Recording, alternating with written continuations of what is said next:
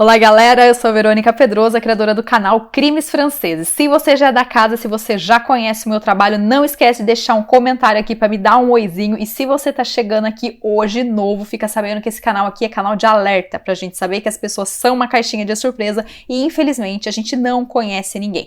Não importa onde você mora no mundo, a criminalidade ela existe em qualquer lugar e cabe a cada um de nós a gente cuidar da nossa segurança, porque ninguém vai fazer isso no nosso lugar.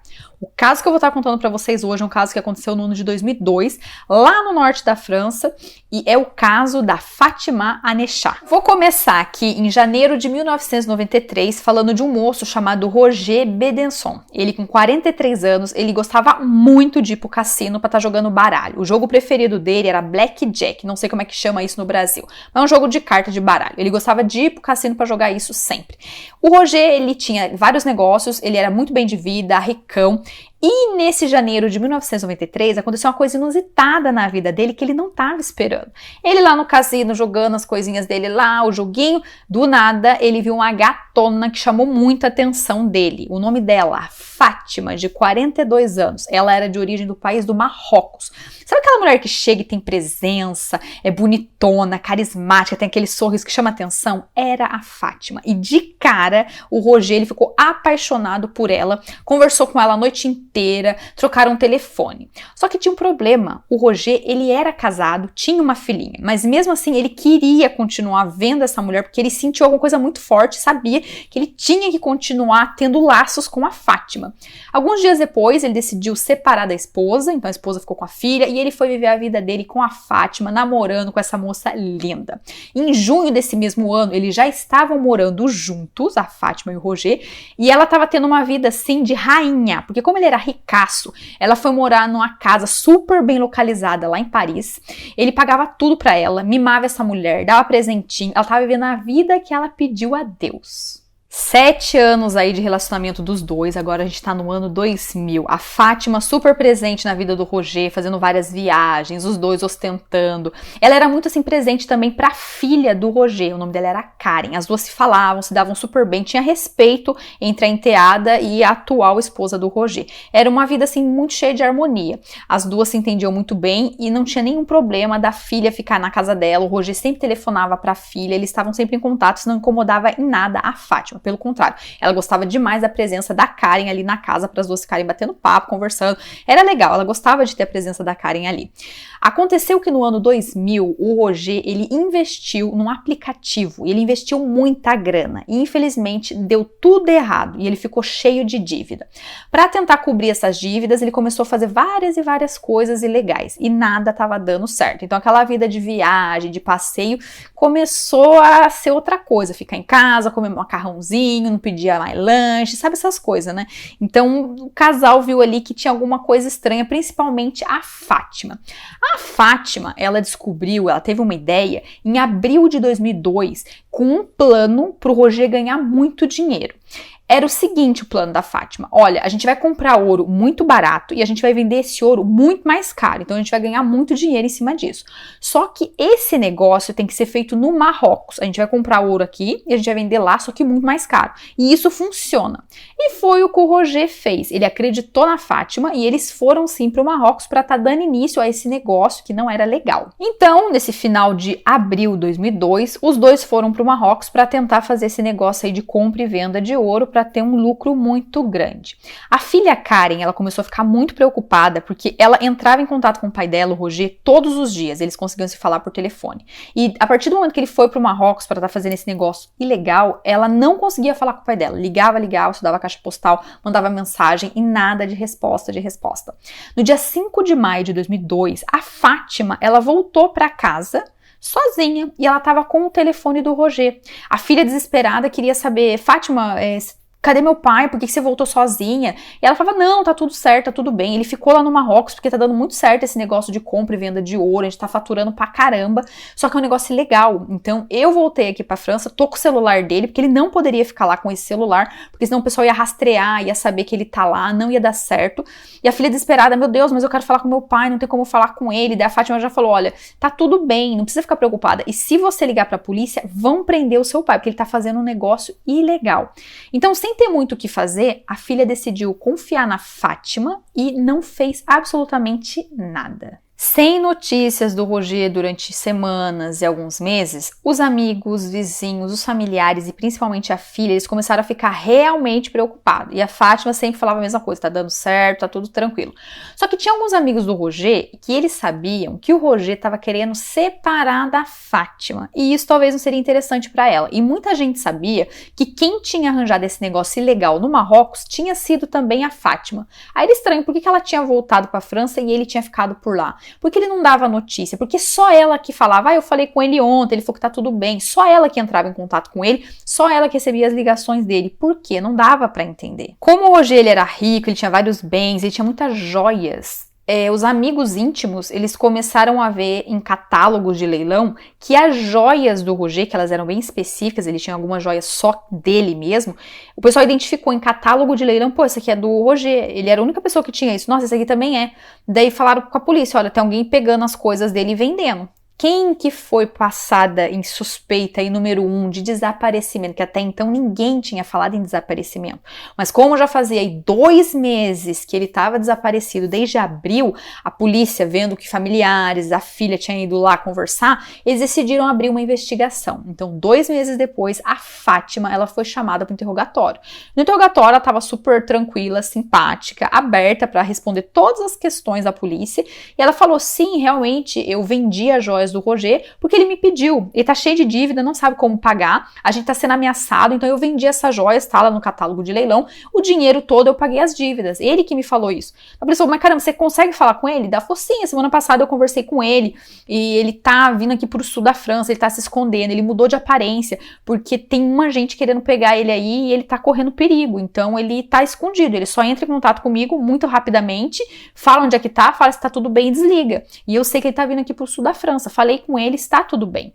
Como a polícia não tinha provas concretas contra a Fátima, depois desse interrogatório, ela saiu ali da delegacia pela porta da frente. A polícia investigando, eles veem que realmente o Roger, ele estava sofrendo ameaças, tinha muita gente querendo esse cara enterrado, porque ele tinha várias e várias dívidas, então era assim correto o que a Fátima estava dizendo, ele estava correndo perigo. Por isso ele estava se escondendo, porque ele não tinha mais o que fazer, ele não tinha grana para pagar o pessoal, e o pessoal estava querendo a cabeça dele.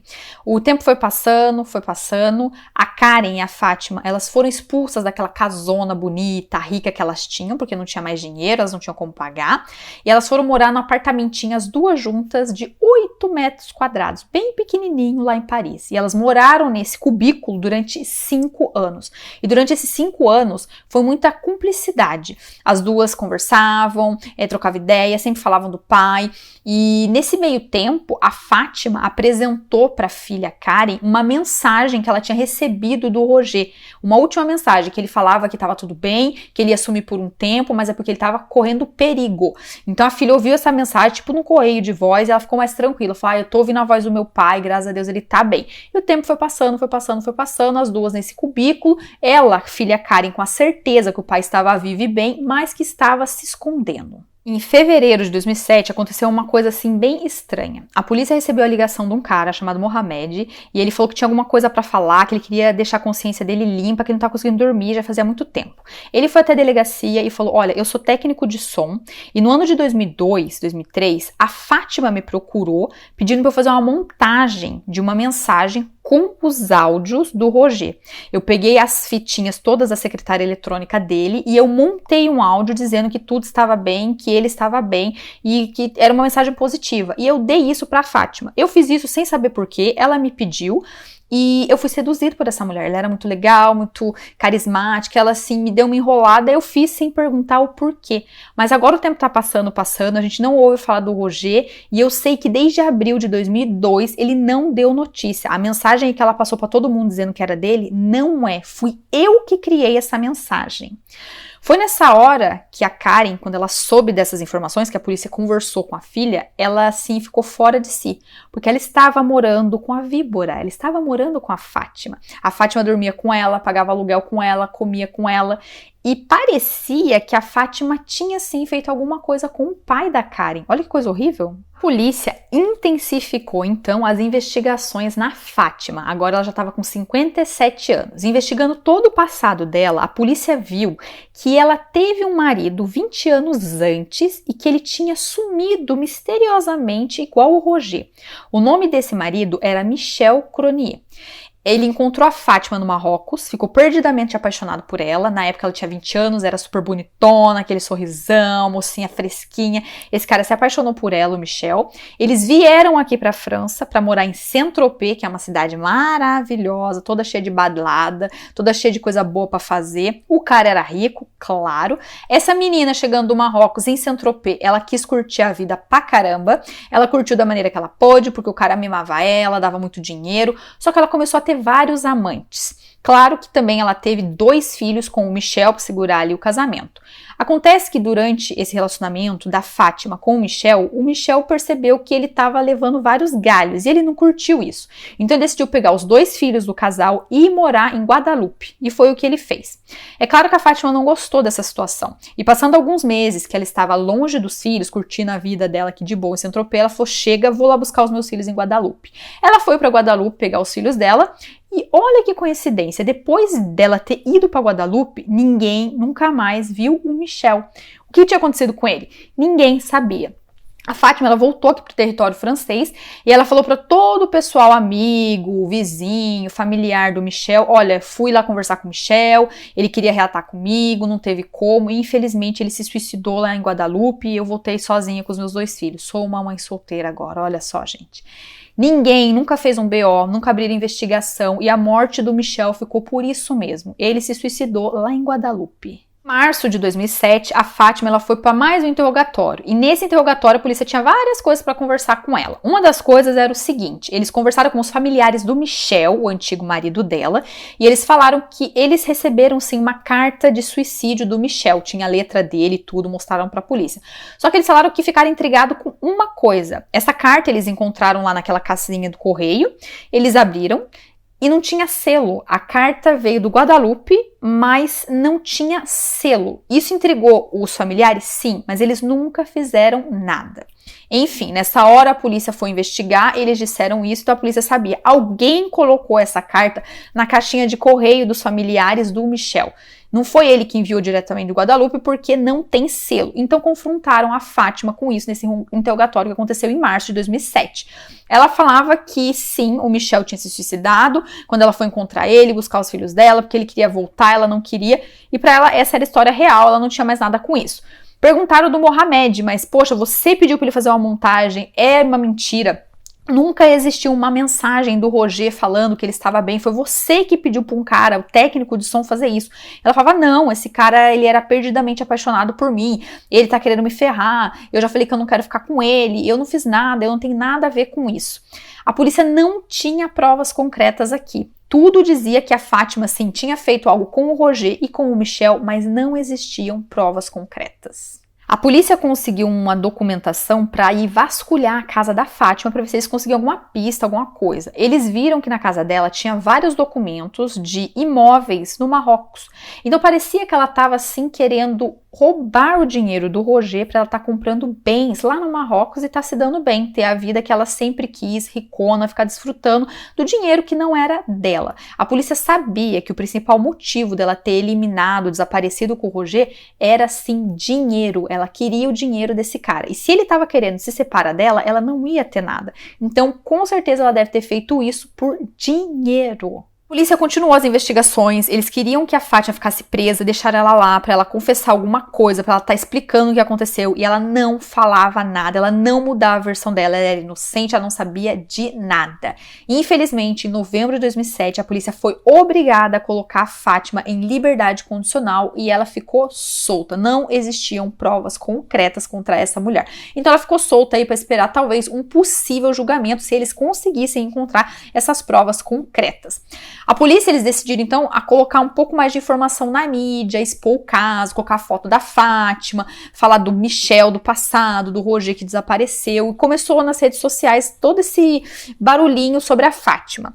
Nesse ano aí, aconteceu uma outra coisa interessante que a polícia gostou de saber e ficou bem mais rápida assim para que não acontecesse novamente. Uma moça ligou para a polícia dizendo assim: olha, estou num processo de separação, o meu marido, sou casada com ele há 20 anos, ele se apaixonou perdidamente por uma menina bem mais nova, o nome dela é Sabine, e eu sei que eles foram morar no nosso casarão, que ele era rico, Jerome, de 48 anos, e eu sei que essa menina, Sabine, levou a mãe dela para morar nesse casarão, e as duas estão vivendo a vida de rico. Eu sei que uma vez eu fui lá para pegar as minhas coisas e eu fui insultada, essa sogra, né, a mãe da Sabine, xingou, falou umas palavras feias pra mim e, poxa, era a minha casa, mas não podia nem entrar pra pegar as minhas coisas. Era estranho, mas quando eu vi a foto dessa mulher na internet, eu sei que ela é a Fátima. E agora, como eu tô entrando em contato com meu marido, elas duas não deixam eu ficar falando com ele, talvez elas estejam bolando fazer alguma coisa. Como talvez elas já fizeram com o Michel e o Roger, talvez o Jerome seja o terceiro. Então, por favor, polícia, vá fazer alguma coisa, vá tirar ele lá da casa, explique a situação. Aí, nessa hora, a polícia fez o necessário, tirou esse cara da casa e pegou as duas e não aconteceu nada com o Jerome, graças a essa ex-esposa que foi falar alguma coisa ali e deixar a polícia um pouco mais em alerta. Atualmente, minha gente, essa Fátima, ela está solta, esperando talvez um possível julgamento. Aí vem aquela questão, será que é possível fazer um crime perfeito? Mas se é, a Fátima aqui, ela fez 2. Cadê o Roger e cadê o Michel? Aonde eles estão? E o Jerome, a vida dele só foi preservada porque a polícia agora está sabendo que ele mora com a Sabine, que é a filha da Fátima. Então, se alguma coisa acontecer com o Jerome, com certeza vai ter o dedinho da Fátima por ali. Então, eu acho que ela deve ter dado uma aquietada. Esse foi o caso de hoje, um caso pra gente pensar, refletir e ficar em alerta. Olha a filha do Roger, ela morou com essa víbora, a Fátima, durante 5 anos. Ela confessava as coisas pra ela, conversava, como se fosse uma mãe pra ela, e ela não era nada disso. Ela talvez tenha sumido com o Roger, ela não confessou, acho que ela nunca vai confessar. Eu espero que um dia a verdade apareça pra gente saber aonde está o Roger e o que aconteceu com o Michel.